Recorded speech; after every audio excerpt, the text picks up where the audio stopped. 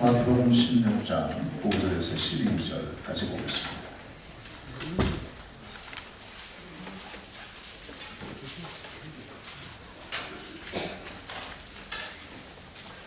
마태복음 16장 5절에서 12절까지 우리 교독하겠습니다. 제자들이 건너편으로 갈새 또 가져가기를 잊었더니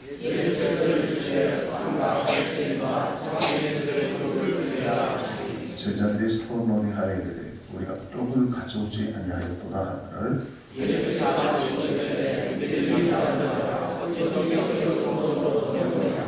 너희가 아직도 깨닫지 못하느냐 떡 5개로 5,000명을 먹이고 죽은 것이 몇 바구니며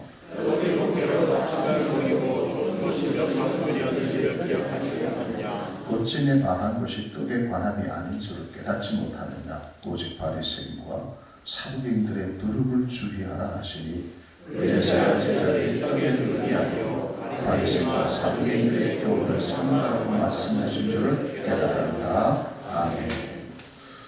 오늘 본문에 보면은 누룩에 대한 이야기가 나오고 있습니다. 예수님께서 사랑하는 제자들과 함께 전도 여행을 하게 되면 제자들은 늘 자는 문제, 먹는 문제를 걱정해야 했습니다. 우리가 무슨 행사를 하게 되면 가장 많은 비중을 두는 먹는 문제, 무엇을 먹을까 굉장히 중요하죠. 제자들도 마찬가지였습니다. 제자들이 늘 이동할 때마다 먹을 것을 생각을 했습니다. 무엇을 먹을 것인가? 늘 이것을 걱정하고 준비했던 것입니다. 그런데 오늘 본문에 보면은 제자들이 아마 바쁜 일정 때문에 먹을 것을 준비하지 못했던 것 같아요. 5절 말씀에 보면은 제자들이 건너편으로 갈새 떡 가져가기를 잊었다니. 떡을 준비해야 되는데 먹는 음식을 준비해야 되는데 담당 제자가 이것을 준비하지 못했다는 것입니다. 마치 그때에 예수님께서 누룩에 대해서 말씀을 하시는 것입니다. 6절 말씀 보니까 예수께서 이르시되 상인과 바리새인과 사두개인들의 누룩을 주의하라 그렇게 말씀을 하셔요. 제자들은 먹을 떡을 준비하지 못했기 때문에 예수님께서 질책을 하신다고 그렇게 생각을 한 것입니다. 제자들은 늘 2%가 부족해서 예수님께서 말씀하시는 것을 잘 이해하지 못했습니다. 아멘 했지만 돌아서면 잊어버리는 무슨 뜻인지 잘 깨닫지 못했던 제자들이었습니다. 7절 말씀을 보니까 제자들이 서로 논의하였는데 우리가 떡을 가져오지 아니하였도다. 우리가 떡을 준비하지 못했다. 이렇게 고백하고 있어요. 그때 예수님께서 다시 이렇게 말씀합니다. 8절에서 10절 말씀을 보니까 예수께서 아시고 제자들의 마음을 알았다는 것이죠. 제자들의 상황을 파악했다는 것입니다. 그때 다시 예수님께서 말씀하십니다. 믿음이 작은 자들아 어찌 떡이 없음으로 서로 논의하느냐 너희가 아직도 깨닫지 못하느냐 떡 5개로 5,000명을 먹이고 죽은 것이 몇 바구니며 떡 7개로 4,000명을 먹이고 죽은 것이 몇 강줄이었는지를 기억하지 못하느냐. 예수님께서 500개의 기적과 700개의 기적에 대해서 말씀을 하고 계시는 거예요. 우리가 먹고 사는 문제에 너무 신경을 쓰다가 보면 하나님의 말씀, 영적인 것을 놓칠 때가 있습니다. 먹고 사는 문제도 중요하지만은 그것보다 더 중요한 것은 하나님께서 지금 나에게 무엇이라고 말씀하고 계시는가. 영적인 것이 중요하다는 것입니다. 40일 금식 기도하신 후에도 예수님은 떡의 중요성보다는 말씀의 중요성을 강조하셨습니다. 사람이 떡으로만 살 것이 아니고 떡을 부정한 것이 아니죠. 떡으로만 사는 존재가 아니라는 것입니다. 하나님의 사람들은 떡으로만 사는 존재가 아니라 하나님의 입으로 나오는 말씀이 늘 앞서야 된다라고 강조하게 됩니다. 예수님께서 제자들에게 교훈하시고자 하는 것은 너희들이 너무 바쁘게 움직이고 준비하고 중요하게 생각하는 그 떡 문제가 중요한 것이 아니라 우리 속에 가만히 들어와 있는 영적인 떡 누룩이 문제라는 것을 강조했던 것입니다. 바로 신앙생활을 하는 데 있어서 부정적인 누룩들이 우리 속에 들어온다는 것입니다. 마가복음 8장 15절에 보면 예수님께서 한 가지 누룩을 더 말씀을 했어요. 오늘 본문에 보면 바리새인의 누룩과 사두개인의 누룩, 그리고 마가복음에는 헤롯의 누룩을 얘기를 해요. 예수께서 경고하여 이르시되 삼가 바리새인들의 누룩과 헤롯의 누룩을 주의하라, 그렇게 말씀을 하셨어요. 우리가 신앙생활을 하다가 보면 개인적으로 그리고 우리 교회 안에 이 누룩들이 가만히 비집고 들어와서 자리를 잡을 수 있다는 것입니다. 이 세 가지 누룩, 바리새인의 누룩, 사두개인의 누룩, 이 헤롯의 누룩이 우리 속에 들어와서 자리를 잡게 된다는 것이죠. 이 세 가지 누룩은 너무나 중요하기 때문에 예수님께서는 6절에서 삼가 바리새인과 사두개인들의 누룩을 주의하라, 그렇게 말씀하신 거예요. 이 세 가지 누룩을 삼가하고 또 주의해야 된다는 것입니다. 삼가라는 것은 지각을 하다, 그런 뜻이죠. 늘 관찰을 하라는 것입니다. 내가 지금 신앙생활을 뚜벅뚜벅 걸어가고 있는데 내가 어떤 방향을 향하여 나아가고 있는가? 혹시 내가 신앙생활을 하는 과정 속에서 이런 세 가지 누룩이 가만히 들어와서 내 발목을 붙잡고 있는 것은 아닌가? 또 우리 교회 안에 이 세 가지 누룩이 들어와서 우리 교회를 정체없게 타락해 만들지는 않는가? 늘 관찰하라는 것입니다. 그리고 주의하라는 것은 마음을 기울여서 살피고 늘 조심하라는 것입니다. 아는 길도 무엇을 가고 돌다리도 두들겨 가면서 우리는 건너가야 된다는 것이죠. 우리가 신앙생활을 하면서 이렇게 관찰하지 않으면, 살피지 않으면 우리 자신도 모르게 발목이 딱 잡히게 된다는 것입니다. 그렇다면 이 세 가지 누룩, 어떤 영적인 의미가 있을까요? 첫 번째, 이 바리새인의 누룩은 다 같이 따라하겠습니다. 율법주의 신앙.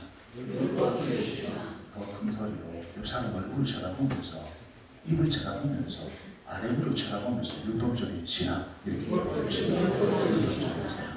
그러니까 여러분, 바리새인의 누룩 하면 바로 떠오르는 단어가 율법주의적 신앙이다, 율법주의 신앙이다, 이렇게 연결을 지어야 됩니다. 오후쯤 되면 뭐라 하더라, 이렇게 하는 거예요. 바리새인의 누룩은 무슨 신앙이라고요? 율법주의 신앙. 누룩은 술을 만들 때 사용하는 그런 재료가 아닙니까? 보통 밀을 이용하거나 쌀뜨 다른 곡물을 이용하는 경우도 많습니다. 주로 곡물 양조주 제작에 쓰이게 되죠.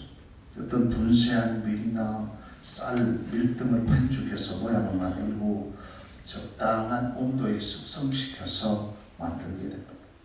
누룩은 술을 빚는데 기본이 되는 것으로 이 누룩은 중국의 춘추 전국시대에 처음 만들었다고 그렇게 역사가들은 이야기를 하고 있습니다.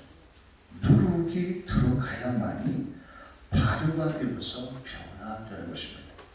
누룩이 이 부정적인 의미로 사용할 때는 음식을 상하게 만들고 변질시키고 부패시키는 역할을 하는 것이죠. 우리 신앙에 누룩이 들어왔다, 부정적인 영향력을 끼칠 때는 우리의 신앙이 변질되고 타락하고 부패하고 그렇게 한다는 것입니다. 가장 먼저 예수님께서는 바리새인의 이 누룩을 너희들이 관찰하고 조심하고, 혹시 내 신앙 가운데 이 바리새인의 누룩이 들어오지는 않았는가를 주의하라는 것입니다. 지금 우리가 주의하고 관심을 가지고 정신을 차려야 된다는 것이죠. 바리새인의 누룩은 영적으로 바로 율법주의 신앙. 율법주의 신앙이 들어가게 되면 무엇을 통해서 자꾸 판단하게 되는가 하면 거친 이 행동을 통해서 판단하게 되고 어떤 의식과 외식, 틀, 형식 이런 것들을 통해서 자꾸 판단을 하게 되는 것입니다. 형식, 외식, 어떤 것, 어떤 틀 이건 나쁜 것이 아닙니다. 우리가 어떤 것을 담아낼 때 형식이 굉장히 중요하죠. 예의, 본적 굉장히 중요합니다. 질서 중요하죠. 예배를 드릴 때 순서 굉장히 중요합니다. 예식 중요하죠. 그런데 외식 주의, 형식 주의, 율법은 본질이죠. 율법 주의로 흘러갈 때 이것이 문제가 생겨나게 된다는 것입니다. 그래서 이 율법주의 신앙이 들어가게 되면 만만하고 겉으로는 거룩한 자처럼 보이는데 삶에서 전혀 거룩한 삶으로 나타나지 않는다는 것입니다. 많은 진리를 얘기하는데, 많은 말씀을 얘기하는데, 많은 사랑을 얘기하는데 실상 만나서 대화를 나누고 함께 행동을 해보면 전혀 사랑의 모습이 나타나지 않는 그런 어떤 껍데기만 강조하는 신앙을 말하는 것입니다. 이것은 바리새인들의 삶이었는데 이들의 삶이 엉망진창으로 살았다는 그런 얘기는 아닙니다. 그들은 철저하게 율법을 지키면서 어떻게 하면 이 율법을 지킬 것인가 거기에 모든 가치를 두면서 살아갔던 자들이었습니다. 심지어 그들은 하나님께서 주신 그 10계명을 또다시 또 한 계명을 만들고 또 한 계명을 만들고 첫 번째 계명을 어떻게 하면 잘 지킬 것인가 또 10계명을 만들고 그래가지고 100계명이 되죠. 그 100계명 가운데 또 이 계명을 어떻게 잘 지킬 것인가 또 계명을 만들었던 것입니다. 그래서 무려 613개조나 그런 전통과 조항을 만들어서 철저히 지켰던 것입니다. 그래서 겉으로 보면 얼마나 경건한 자들인지 몰라요. 바울도 고백했죠. 나는 바리새인으로서 율법으로는 흠이 없었던 자라고 그렇게 고백하지 않습니까? 그 613개조나 되는 그 율법의 조항들 그리고 장로의 유전들 그리고 전통으로 내려온 규례들 이런 것들을 빠짐없이 철저하게 지켰던 자가 바로 바울이었습니다. 예수님 당시 이 전통 바리새인들을 약 6,000명 정도가 되었고 그들은 이스라엘 백성들로부터 정결을 받았던 인물이었습니다. 예수님은 그 당시 이런 바리새인들을 향하여 그들의 누룩에 대하여 마태복음 23장 25절에서 28절 말씀에서 이렇게 경고하셨습니다.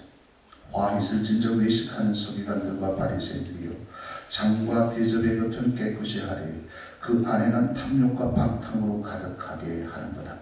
눈먼 바리새인이여 너는 먼저 하늘 깨끗이 하라. 그리하면 그도 깨끗하리라. 화 있을 진저 외식하는 서기관들과 바리새인들이여 회칠한 무덤 같으니 겉으로는 아름답게 보이라. 그 안에는 죽은 사람의 뼈와 모든 더러운 것이 가득하다. 이와 같이 너희도 겉으로는 사람에게 옳게 보이되 안으로는 외식과 불법이 가득하다. 이게 누구 설교라고요? 이게 누가 한 설교라고요? 예수님이 누구를 향하여? 그 당시 바리새인과 서기관들을 향하여 말씀하신 내용이에요. 그러니까 예수님께서 설교하셨다면 정확한 완전한 진단이라고 할 수 있습니다. 바리새인과 같은 형식과 외식적인 신앙이 되지 않기 위해서는 우리가 그 말씀을 듣고 그 말씀을 깨닫고 그 말씀을 순종하는 훈련을 해야 하는 것입니다. 머리에 성경적인 지식으로만 가득 채워져서 손과 발은 움직이지 못하는 기형적인 모습이 아니라 깨달은 말씀은 나의 손과 발이 움직일 수 있도록 해야 하는 것입니다. 입술로만 주여 주여 외치는 것이 아니라 하나님의 뜻대로 행동하고 순종하고 순간순간 내가 정말로 하나님의 뜻대로 살고 있는가를 자기 자신이 점검해야 되는 거예요. 그것도 부족합니다. 그래서 늘 성령의 조명을, 성령의 그 밝은 빛 아래 자신의 내면을 한천대로 보이는 것입니다. 그때 우리가 또 수종하고 회개하고 그 하나님의 도우심으로 말씀대로 살아갈 때 율법주의 신앙에 빠지지 않는 것입니다. 바리새인의 이 부정적인 노력이 우리 속에 들어오게 되면요, 이 율법이 부정적인 의미가 자꾸 살아나게 돼요. 이 율법은 다 우리를 정죄합니다. 그래서 우리가 율법 안에 딱 들어가게 되면 율법은 우리를 하면 죄인이다, 이렇게 자꾸 정죄를 하게 되어 있어요. 왜냐하면 우리가 말씀대로 살 수 없거든요. 어떻게 우리가 율법대로 살 수가 있겠어요? 율법은 100% 만족해야 됩니다. 다 지켜야 돼요. 한 가지라도 빠지면 우리는 정죄를 당하게 되는 것입니다. 그래서 율법 아래 나갈 때 우리는 다 정죄를 당하게 되어 있어요. 그래서 예수님께서 그 율법을 완성하셨기 때문에 우리가 이제 율법 안에 나갈 때는 누구의 힘을 의지해서, 누구의 공로를 의지해서, 예수님의 공로를 의지해서 나가기 때문에 우리는 은혜가 임하게 되는 거예요. 그러나 그 십자가의 능력, 복음의 능력을 상실하고 십자가의 그 은혜가 상실되어지게 되면 앙상하게 그 율법주의 신앙의 눈만 매섭게 판단되는 것입니다. 그래서 판단하는 자로 만들어 버리게 되는 것이죠. 왜냐하면 머릿속에는 너무나 많은 성경적인 지식과 전통, 경험, 교회의 수많은 상황들을 경험했기 때문에 판단하는 자, 비판하는 자로 존재하게 되는 것입니다. 예수님의 설교로 들었던 바리새인들과 서기관들은 은혜를 받고 회개하는 것이 아니었습니다. 항상 그들은 자기들의 그 율법의 잣대를 가지고, 율법주의 신앙관을 가지고 예수님의 손으로 판단하기 시작한 것입니다. 예수님의 그 제자들이 하는 행동을 판단했던 것입니다. 안식일날 왜 이삭이 뜯어먹느냐고, 왜 당신의 제자들은 말에서 들어오면 손을 씻어야 되는데, 발을 씻어야 되는데 왜 장부의 규정을 왜 지키지 않느냐고, 왜 당신은 이방인들과 함께 하느냐고, 왜 당신은 세리와 죄인들과 함께 하느냐고, 그건 장로의 전통에 어긋나는 것이라고 계속해서 예수님이 가는 곳마다 따라다니면서 그들은 율법주의 잣대로 예수님을 판단하기 시작했다는 것입니다. 이건 목식은 반드시 고개를 숙이게 되었어요.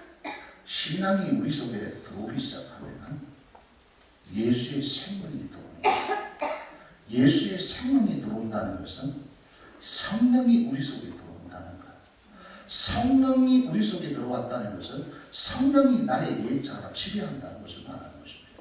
그러면 점점 우리의 옛자가, 옛 성품은 점점 그 성령의 지배를 받게 되어 있어요. 그래서 교만한 모습으로 나타나지 않습니다. 표독한 판단자로 나타나지 않습니다. 그 모든 것이 하나님의 은혜로 덮기 때문에 겸손한 자로, 낮아지는 모습으로 나타나기 시작하는 것입니다. 그래서 신앙생활을 잘 한다고 하는 사람은 겸손한 사람입니다. 더 낮아져 있는 사람인 것입니다. 그래서 율법주의 신앙이 딱 들어오게 되면, 이 바리새인의 누룩이 들어오게 되면 크게 네 가지가 발달됩니다. 몇 가지가 발달된다고요? 네 가지. 우리 주변에 보면 이 네 가지가 발달된 사람은, 그 사람은 아무리 천사의 말을 한다 할지라도 그 사람은요, 바리새인의 누룩에 젖어 있는 사람이에요. 첫 번째는 자기 자신이 바로 율법의 판단의 기준이 되는 것입니다. 그래서 자기 기준으로 다 판단을 해요. 모든 기준이 자기 기준입니다. 자기 기준이에요. 그래서 자기 기준에서 저기 선이라고 하면 선인 것입니다.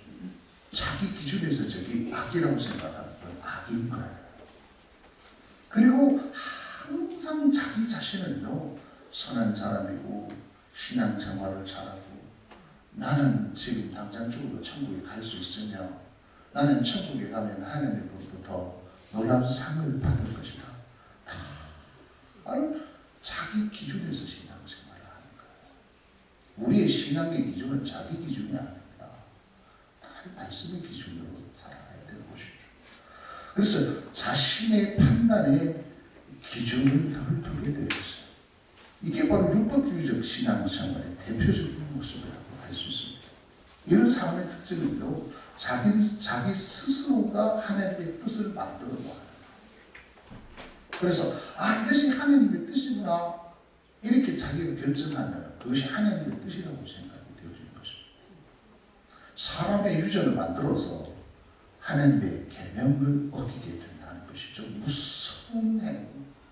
바리새인들이 그랬거든요. 바리새인들이 자기의 틀을 만들어 놓고 예수님께서 말씀하시는 것을 판단한 걸 알아요. 예수님은 하나님이셨지 않습니까? 그 하나님이 말씀하시는 것은 진리임에도 불구하고 바리새인들은 그 하나님의 말씀을 판단했다는 것이죠. 그리고 두 번째는 자신의 행위만을 기준으로 삼습니다.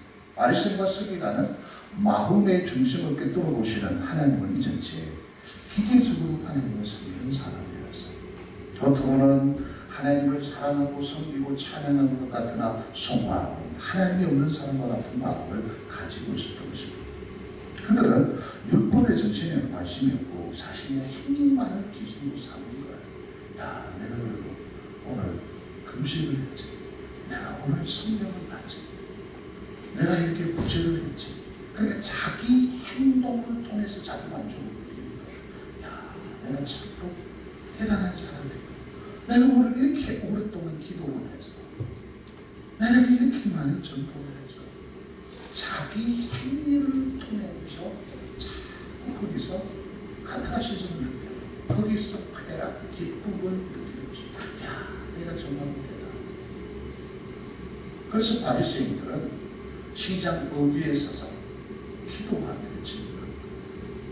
그러면은 시장에 있던 많은 사람들이 지나가면서 야, 저 바리새인 저렇게 오랫동안 서서 기도하고 저렇게 매일 아침 저녁으로 나와서 기도하고 그 소리를 들을 때 거기에 카타르시스가 거기서 기쁨을 느끼는 거예요. 자기 행위 기준인 것입니다. 그리고 세 번째는 이 바리새인의 무릎이 들어오기 시작하면 외식하는 신앙생활을 해요. 예수님께서 말씀하셨던 것처럼 이와 같이 너희도 겉으로는 사람에게 옳게 보이되 안으로는 외식과 불법이 가득하더라 그렇게 말씀하셨거든요. 자기 자신이 율법 판단의 기준이기 때문에 이들은 누구의 말도 듣지 않으며 상당히 자신의 신앙생활 잘한다고 하는 교만이 가득 차 있습니다. 바리새인들은 당대 최고의 경건한 선지자였던 세례 요한도 판단을 했습니다. 그래서 저주를 내렸던 자들이 아닙니다. 그들은 하나님의 아들이신 예수 그리스도를 판단하기 시작하면서 그들을 어떻게 했습니까? 십자가에 못 박아 죽었지 않습니까? 그래서 다 겉으로 보이는 것을 그들은 가지고 있습니다. 사람들이 나를 어떻게 생각하는가? 그래서 바리새인들은 뭐를 자꾸 꾸미기 시작하는 아니라 바리새인들이 입는 옷이 있었어요. 그래서 옷을 더 멋있게 만들고 이 옷을 더 거룩하게 만들고 아마 여러분들이 그 예수님에 대한 그 영화를 보면은 그 대제사장들이나 바리새인들이나 서기관들이 등장할 때 보면은 화려한 옷을 입고 등장하지 않습니까? 모자를 쓰고 화려한 옷을 입고 그렇게 등장하지 않습니까? 자꾸 우리의 이 속 사람이 어떠한가를 우리가 살펴봐야 되는데 자꾸 겉을 꾸미기 시작하는 이것이 바로 율법주의 신앙의 특징이라는 것입니다. 그리고 네 번째는 다른 사람을 판단할 때 무엇을 통해서 판단하는가 하면 그 사람의 어떤 영적인 상태, 마음의 상태를 보고 판단을 해야 되는데 다 외모를 통해서 판단합니다. 외적인 것을 통해서 판단합니다. 바리새인들은 예수님을 외모로 판단을 해야죠. 저 나사렛 예수는 갈릴리 출신이 아니라 배경이 어디냐, 학력도 없는 자가 아니냐, 출신 성분이 좀 틀리는 사람이 아니냐 이렇게 판단하라. 그래서 율법주의 이 신앙이 들어가게 되면 늘 판단합니다. 옷을 통해서, 외모를 통해서. 보면서 봤는데, 야, 저 사람 하루에 3시간 기도하고, 저 사람 주일에 성도를 고하고, 교회가 정한 모든 방법을 찾잖아요. 저렇게 바쁜 시간에 교회에 나와서 청소하고 봉사하는데 나는 외적인 행위, 겉으로 드러나는 것을 보면서 판단하기 시작한 것입니다. 그래서 이 바리새인의 누룩이 교회 안에 들어오기 시작하면 1등 신자는 정말로 이런 형태로 된 바리새인과 서기관의 모습을 띤 성도가 1등 성도가 되는 것입니다. 기억하십시오. 예수님께서는 사랑하는 제자들에게 먹는 떡 문제에 대해서 신경을 쓰고 있을 때 예수님께서는 그들을 하여 너희 속에 바리새인의 누룩이 들어가고 있는가를 주의하라고 말씀하고 계시다는 것입니다. 그다음에 두 번째는 사두개인의 누룩. 옆 사람을 불을 쳐다보면서 기복주의 신앙 그렇게 외쳐주시기 바랍니다. 기복주의 신앙. 사두개인의 누룩은 기복주의 신앙입니다. 바리새인의 누룩은 뭐라고 했습니까? 율법주의 신앙. 그리고 이 사두개인의 누룩은 기복주의 신앙. 이 사두개인들의 신앙은요, 오직 현실에만 초점을 맞추고 살아가는 것입니다. 어떤 미래에 대한 확신과 믿음은 없었습니다. 이 세상에서 잘 먹고 잘 살고 누리면서 사는 것이 최고의 하나님의 축복으로 생각한 것이죠. 그래서 사두개인들은 부활도 천사도 영적인 세계 천국 지옥 여기에 관심이 없었습니다. 이걸 다 부정하게 되죠. 죽어봐야 하지. 하나님으로부터 구별된 하나님의 백성은 이 세상에서 지금 현재 이 땅에서 잘 먹고 잘 사는 것이 하나님의 축복으로 생각을 했던 것입니다. 그래서 그들의 가치는 지금 자기가 살아있는 동안이기 때문에 정치와 종교와 어떤 세력과도 결탁을 해서 자신의 이익을 추구했던 것입니다. 내게 이익이 된다면 모든 것을 다 포기할 수 있는 그런 자들이었죠. 이 세상에서 잘 먹고 잘 사는 것만이 존재한다는 현실주의 신앙이었던 것입니다. 오직 이 세상에서 지금 현재 축복만 추구하는 기복주의 신앙인들이었죠. 모든 장관은 복을 기리는 특징이 있습니다. 그런데 기복주의가 되어버리면 진리에서 점점 벗어나게 되는 것이죠. 우리 기독교는 현재도 굉장히 중요하지만 미래도 중요하고 과거도 중요하지만 현재도 중요하고 현재도 중요하지만 미래도 중요한 거예요. 그래서 구원을 받았다라고 할 때 이 세 가지 시제에 대한 확신이 있어요. 과거 내가 죄로운 말미암아 죽었던 나를 예수님께서 십자가의 그 은혜로 살려주셨다는 확신, 그리고 현재 예수 그리스도의 그 십자가의 능력으로 구원을 이루어 나간다는 확신, 그리고 미래 언젠가 예수 그리스도가 다시 파루시아 하셨을 때, 재림하셨을 때, 그 하나님의 나라가 완성될 때 나는 완전한 구원을 받는다는 이 확신이 있어야 되는 거예요. 그런데 이 사두개인들은 이 기복주의 신앙은 과거도 중요하지 않습니다. 미래도 중요하지 않습니다. 왜? 과거는 지나가는 것이고 미래는 불확실하기 때문에 이 미래에 대한 이 확신이 없기 때문에 오직 자기들이 느낄 수 있는 현재, 이 손으로 만진 바 되는, 우리의 눈으로 본 바 되는 현재에만 누릴 수 있는 것만 추구했던 자리였습니다. 우리가 살아야 할 영원한 세계는 바로 미래에 있는 것이죠. 새 예루살렘은 미래에 존재하는 하나님의 나라예요. 미래를 소망하고 미래를 준비하면서 현재를 살아야 의미가 있는 것입니다. 그래서 진정한 복은 현재가 아니라 미래의 영원한 곳에 두고 살아가야 되는 것입니다. 그렇다고 해서 현재의 복을 부정하면서 살아가는 금욕주의 신앙은 아닌 것이죠. 기복주의 신앙처럼 잘못된 신앙이 바로 금욕주의 신앙입니다. 금욕주의 신앙은 철저하게 이원론적인 사고틀 속에 있는 사람들이죠. 자꾸 성속을 구분하는 매운 거룩한 것이고 저거는 더러운 것이고 세속화된 것이고 우리가 살고 있는 이 세상은 악하고 더러운 세상이기 때문에 이 세상에서 구별되어야지 나가면서 깊은 산속으로 들어가는 사람이 있어요. 세상의 모든 것을 다 끊는 사람들이 있어요. 그래서 영화도 보면 안 되고 세속적인 음악도 들으면 안 되고 오직 이 악한 세상을 던지고 사는 삶, 긍정주의 신앙을 말하는 것이죠. 그러나 하나님께서는 지금 현재 우리들에게 주신 하나님의 복을 누리면서 살아가야 할 책임이 우리에게 주어지게 될 것입니다. 그러나 모든 복이 현재에만 초점을 맞추고 있지 않다는 것입니다. 그런데 사도개인의 부정적인 누룩이 들어오게 되면 현재 나타나는 현상, 환경, 결과 굉장히 중요해서 나와요. 그래서 결국 지금 현재 강력한 힘을 발휘할 수 있는 것은 복인 것입니다. 그래서 물질주의에 빠지게 되는 것입니다. 물량주의, 많은 것이 힘이고 큰 것이 능력이며 성과주의로 흘러가게 되는 것입니다. 왜냐하면 현재 지금 우리의 눈에 보이는 결과가 중요하기 때문에 그렇죠. 이적과 표적, 기사를 중요하게 생각하는 것입니다. 하나님의 축복이 지금 우리의 눈앞에 펼쳐져야 되는 것입니다. 사두개인의 누룩이 우리 신앙 속에 들어가게 되면 현재 당면하는 고난, 비판, 위기, 장애물, 박해, 반해, 실패, 좌절 이런 것들이 모두 다가 하나님의 저주로 생각을 하게 되는 것입니다. 이렇게 이야기를 합니다. 신앙생활을 제대로 했다라면 왜 당신에게 이런 일이 일어날 수가 있겠어요? 당신이 기도하고 있다면 왜 당신에게 이런 불행이 일어날 수 있겠습니까?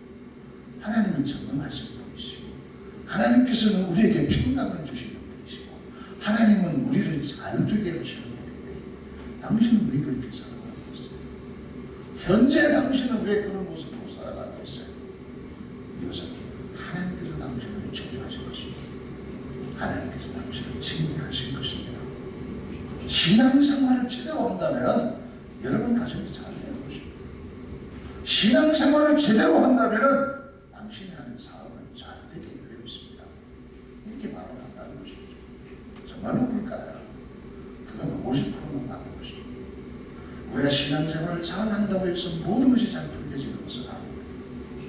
하나님께서 내게 주신 그 사명을 감당하기 위해서 하나님께서 내게 주신 그 십자가를 지고 가는 과정 속에서 장애물을 만날 수 있습니다. 말로 표현할 수 없는 죽음의 위기가 찾아올 수 있다는 사실이죠. 그것을 꿋꿋이 지나가면서 그 환난 속에 그 고난 속에 주님의 임재를 경험해야만 하나님의 사랑을 더 뜨겁게 우리가 지켜갈 수 있는 것입니다.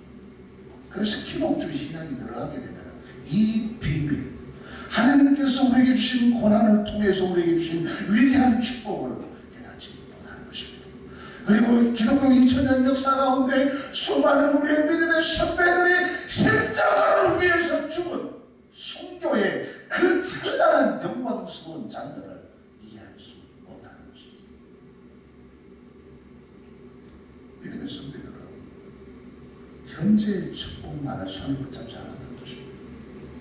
영광스러운 하나님 나라에 들어갔을 때 우리의 대장 되시는 그 예수 그리스도가 직접 나의 이름을 부르면서 내 머리에 씌워진 그 의의 멸관을 생각했기 때문에 그들은 이 생명도 초대같이 버릴 수 있었던 것입니다.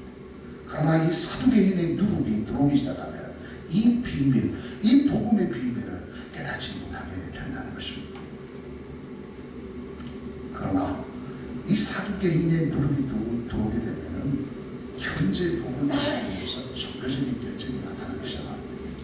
금식 기도도 하고 전화도 하고 여러 가지 충성과 봉사, 내 보상받기 위해서. 그래서 마음속에는 오직 현실적인 축복에만 관심이 있는 것입니다.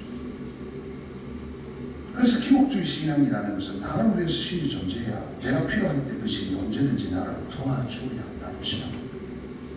그래서 인간들은 우상을 만들죠. 왜? 늘 내 편이 되어주어야 되는 거예요. 내가 정한 우상, 내가 선택한 신은 내가 어떤 행동을 하든지 간에 내 편이 되어줘야 되는 거예요. 내가 윤리적, 도덕적으로 망신적이잖아요. 내가 언제나 당신의 이름을 부르면 당신은 알라딘 요술 램프처럼 펑하고 나타나가지고 내 기도를 들어주고 해결해 주면 된다는 신앙인 것입니다. 그래서 우상은 내가 만들었기 때문에 이게 명령하지 않습니다. 그러나 우리 하나님은 우리가 만드신 게 아니죠. 우리 하나님은 영원전부터 스스로 존재해 계시는 전능하신 하나님이십니다. 그 하나님이 우리를 향하여 고백해주라. 그렇게 살아서는 안 돼. 용서의 희생에 섬겨라. 양보해라. 회개하라.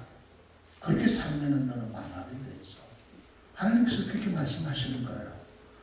이런 말을 들어야 하니까 사람들은 싫어하는 거예요. 그래서 사도계인의 누룩이 들어가게 되면은 일방적으로 말씀하시는 하나님의 말씀을 거부하기 시작합니다. 왜? 듣기 싫기 때문에. 당신은 내 말만 들어줘야 돼. 내가 필요할 때만 당신이 나타나가지고 도와줘야 돼. 그래서 하나님께서 나에게 다이렉트로 말씀하신, 직접 말씀하시는 그 음성을 듣기 거부합니다. 싫어. 그래서 나는 제발 나에게 어떤 요구도 하지 마세요. 싫어요. 그저 내가 필요하다고 할 때 내가 원하는 것을 주시고, 우리가 전쟁할 때 승리를 주시고, 가난해서 먹고 살 것이 없을 때 먹을 것을 주시고, 건강하게 잘 살 수 있도록 해주세요.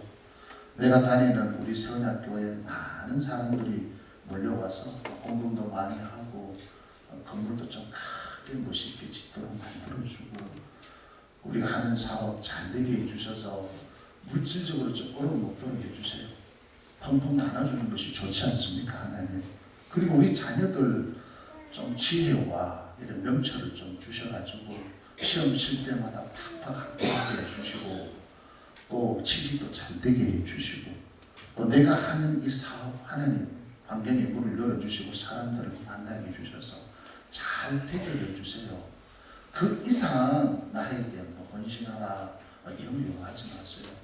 내 환경이 잘 풀리면 알아서 다 해줄 테니까 하나님은 그냥 내가 하는 일만 지켜보시고 그냥 나에게 복만 던져주고 가세요. 우리 내면 속에 그런 것입니다. 그래서 사도계인의 누룩은 한마디로 정리하자면 기복주의시나, 마지막 세 번째로 헤롯의 누룩이 있습니다. 다 같이 따라하겠습니다. 세속주의시나, 더 큰 소리로 세속주의시나.